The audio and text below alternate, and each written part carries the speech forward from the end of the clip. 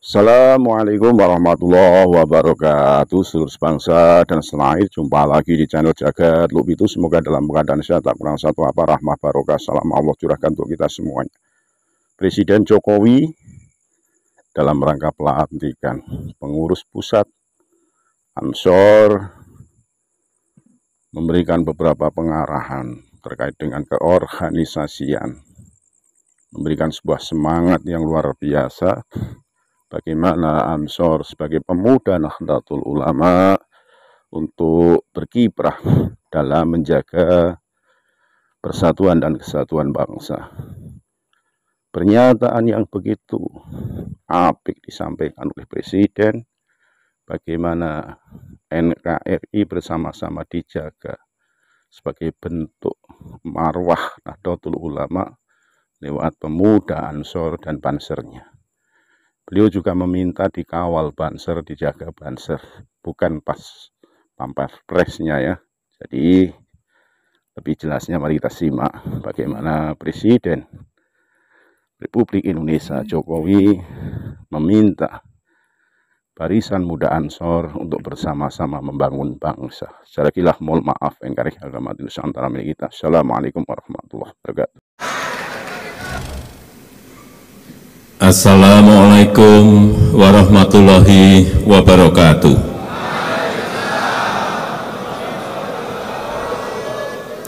Bismillahirrahmanirrahim. Alhamdulillah rabbil alamin. Wassalatu wassalamu ala asrofil anbiya'i wal mursalin Sayyidina wa habibina wa syafi'ina wa maulana Muhammadin wa alihi wa sahbihi ajma'in, amma ba'du.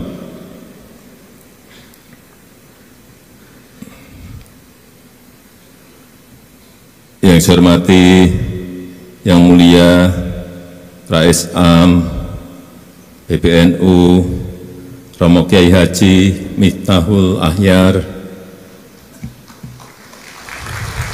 yang saya hormati, yang mulia Khatib Am PBNU Romo Kiai Haji Ahmad Said Asrori, yang saya hormati para pimpinan lembaga negara, para menteri, Kabinet Indonesia Maju, Panglima TNI dan Kapolri, yang saya hormati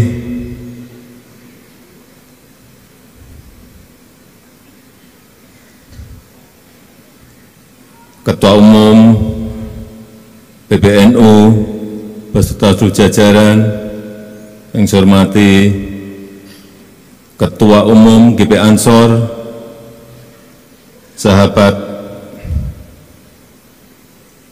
Gus Adin Jauharudin,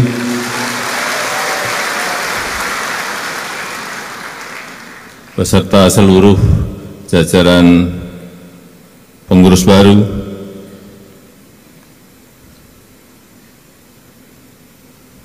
para ketua umum partai, ketua umum organisasi kepemudaan, Bapak Ibu dan saudara-saudara sekalian, seluruh anggota GP Ansor dari seluruh tanah air yang hadir pada sore hari ini,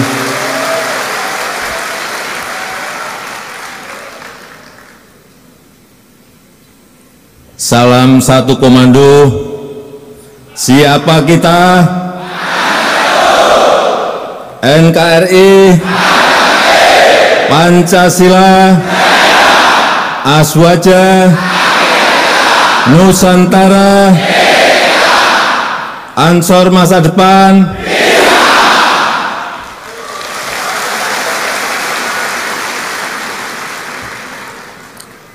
Biar enggak sendirian, saya juga minta dikawal Banser 2.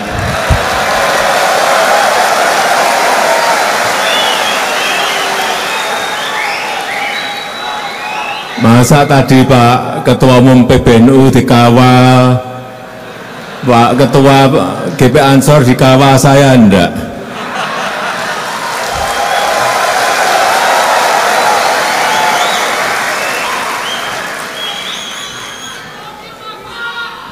Nah, gini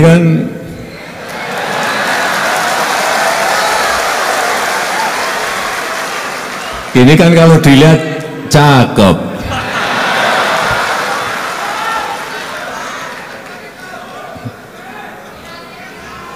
Tadi saya mendengar Mas GP Ansor, betul-betul saya merinding. Ansor maju satu barisan, 1000 rintangan patah semuanya.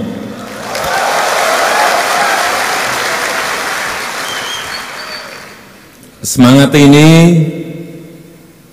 yang terus harus dipegang oleh GP Ansor. Semangat persatuan dan semangat pantang menyerah.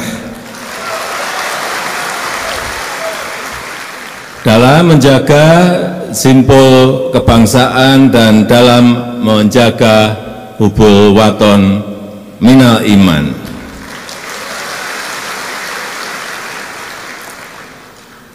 Saya juga senang tadi pas Ketua Umum GP Ansor beserta seluruh jajaran pengurus baru dilantik, dilayarkan muncul profil-profilnya. Ada yang gini, ada yang hormat, tapi saya kaget ada yang gini juga.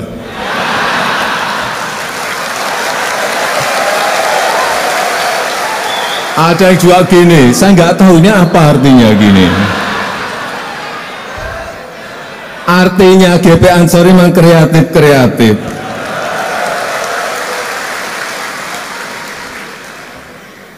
Ada aja.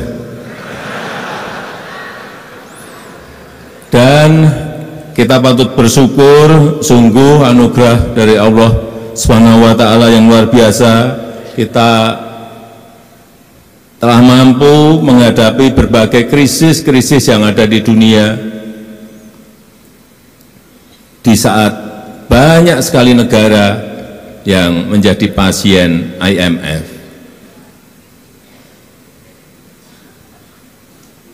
Lebih dari 96 negara menjadi pasien sekarang ini. Dan kalau kita melihat di jajaran negara besar G20, selalu pertumbuhan ekonomi kita masuk ke 3 besar atau 5 besar.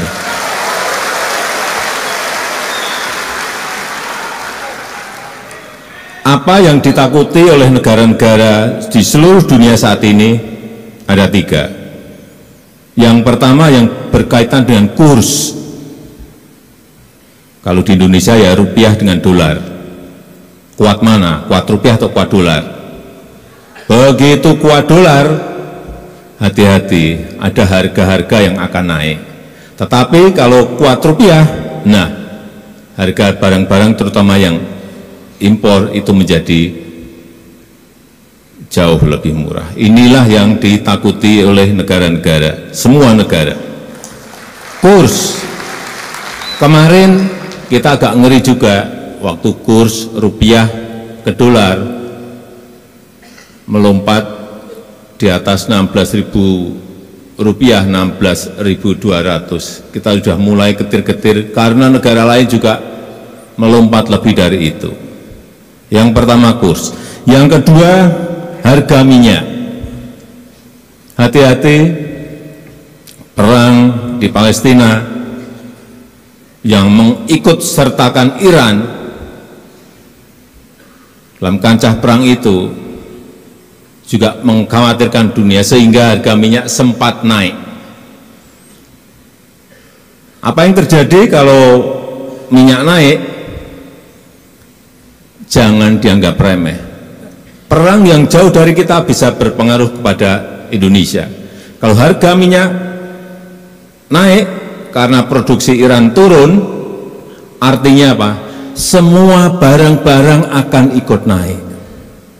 Kelihatannya nggak ada hubungannya perang yang ada di Palestina dengan Indonesia yang jauh. Ada. Kalau harga minyak naik, artinya semua barang-barang akan ikut naik. Sama seperti perang di Ukraina. Perangnya jauh dari kita di Ukraina. Tapi Harga gandum melompat saat itu hampir ada yang sampai 50%. Karena gandum itu berasal dari Ukraina dan dari Rusia yang banyak. Karena perang, mereka stop, nggak bisa impor. Kayak Ukraina, waktu saya ke sana, saya ketemu Presiden Zelensky, ada stok di Ukraina 77 juta ton berhenti. Di Rusia ada berhenti gandum 130 juta ton berhenti. Sehingga di sini harga mie naik, harga roti naik. Kelihatannya jauh banget, tapi pengaruhnya bisa kemana-mana. Itulah geopolitik, kalau enggak kita cermati bisa menyebabkan harga-harga yang juga naik. Kemudian yang ketiga yang ditakuti oleh semua negara, yang namanya bunga pinjaman. Karena semua negara itu memiliki pinjaman. Ada yang sampai 220%, nggak usah saya sebut negaranya, Bapak Ibu saya kira sudah tahu. Ada yang 130% yang dekat kita, saya kira Bapak Ibu juga sudah tahu. Dan kita pada tataran kalau dibandingkan negara-negara lain, kita berada di angka 39%, itu sebetulnya masih jauh dari undang-undang yang diperbolehkan, dan juga jauh dari negara-negara lain yang tadi juga saya sampaikan. Ini sekali lagi patut kita syukuri bersama. Dan momentum baik ini harus terus kita pertahankan, bahkan terus harus kita tingkatkan untuk mencapai Indonesia Emas 2045, 20 tahun yang akan datang. Yang paling penting menurut saya, bagaimana kita bisa menjaga agar tidak terjadi turbulensi politik. Kita menjaga semuanya agar ada stabilitas politik, karena itu menjadi kunci pembangunan di negara manapun. Kalau ini tidak bisa kita pertahankan, yang terjadi adalah kerusakan ekonomi kembali. Oleh sebab itu, di sini hadir ketua-ketua partai, ke depan sekali lagi stabilitas politik itu sangat penting sekali. Oleh sebab itu, pembangunan merata perlu keberlanjutan. Hilirisasi industri perlu keberlanjutan. Program-program kerakyatan itu perlu keberlanjutan. Transformasi menuju ekonomi hijau juga perlu keberlanjutan.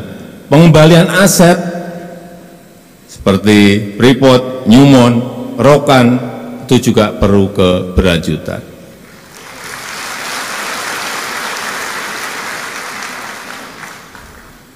Saya cerita sedikit mengenai Freeport, karena dalam pengambil alihan Freeport menuju sekarang 51% dari semula 9% itu memerlukan waktu 3,5 tahun, dan kita bekerja diam-diam. Nggak ada yang tahu. Tahu-tahu kita ambil alih. Dan sebentar lagi, insya Allah dalam bulan-bulan depan ini, kita akan tambah lagi menjadi 10%, menjadi 61%. Dan kalau sudah 61%, perkiraan keuntungan yang ada di Freeport itu 70 sampai 80% itu kan masuk ke kas negara kita. Baik dalam bentuk royalti, BPH badan, BPH karyawan, dalam bentuk biaya ekspor, biaya keluar, semuanya kalau kita kumpulkan akan berada pada jumlah yang sangat besar. Dan sekali lagi, kalau kita berbicara Freeport, itu bukan milik Amerika lagi, tapi sudah menjadi milik negara kita Indonesia.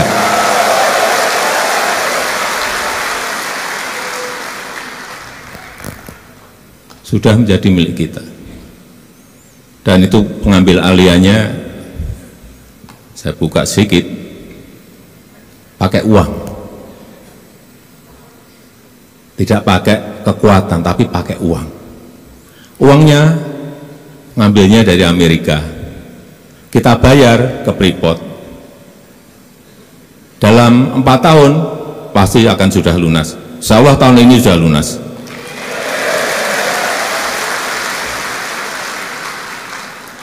Dan harganya sekarang sudah 4 kali lipat dari harga waktu kita beli. Karena harga tembaga dunia sekarang naik begitu sangat drastis. Artinya kita untung dan untung. Untungnya saat itu pemiliknya mau melepas. Karena kondisi gonjangan ekonomi saat itu. Meskipun juga saya banyak ditakut-takuti saat itu, waktu proses pengambil alihan, Pak hati-hati, Papua bisa bergolak. Besoknya ada lagi, Pak hati-hati, Papua bisa lepas dari Indonesia. Besoknya lagi memberitahu, Pak hati-hati, Indonesia akan bergejolak kalau Freeport diambil oleh negara. Tapi pengambil alihan itu tidak dengan kekuatan power negara kok. Dengan cara-cara bisnis.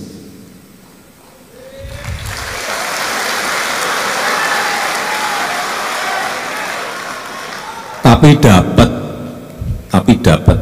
Begitu juga dengan Rokan. Rokan minggu ini saya akan cek lagi setelah kita ambil alih dari Chevron Amerika, sudah kita ambil alih 100%, saya mau cek apakah kita kelola sendiri itu lebih baik daripada dikelola oleh asing.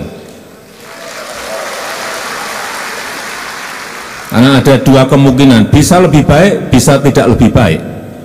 Dan saya harapkan nanti minggu depan saya ke Rokan, moga-moga hasilnya lebih baik dari sebelumnya. Ada yang ngapal Pancasila? Karena nanti 1 Juni sebentar lagi akan menjadi hari lahir Pancasila. Ada yang ngapal Pancasila? Tunjuk jari.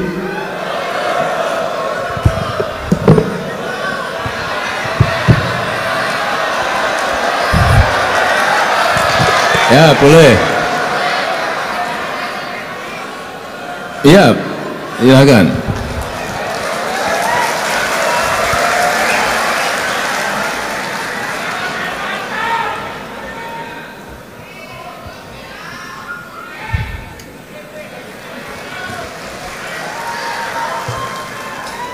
Ternyata putri.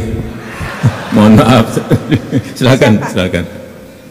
Dekat saya enggak apa-apa.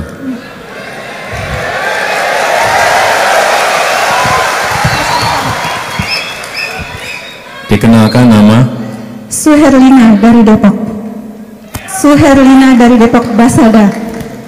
Suherlina, Pak. Mbak Suherlina dari?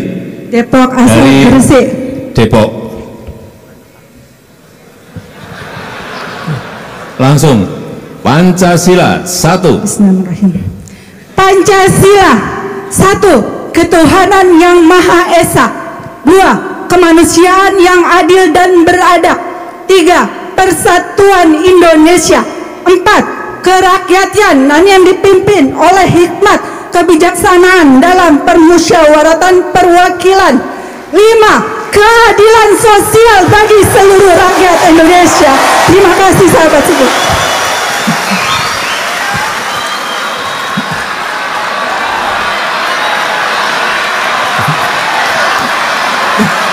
Karena penyampaiannya jelas dengan suara yang lantang, saya beri sepeda.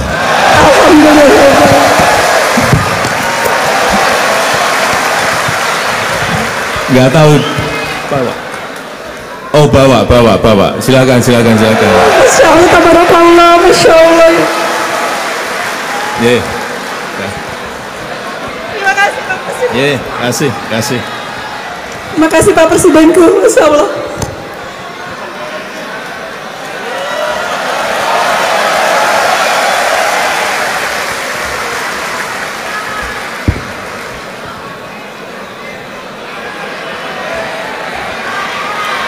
Terakhir, saya mengucapkan selamat bertugas, selamat bekerja kepada seluruh kepengurusan GP Ansor yang baru. Saya percaya kepemimpinan baru di GP Ansor akan terus menjadi simbol perekat bangsa menuju Indonesia emas yang kita cita-citakan. Dan dengan mengucap Bismillahirrahmanirrahim, pada sore hari ini saya luncurkan pembangunan gedung Ansor masa depan. Terima kasih.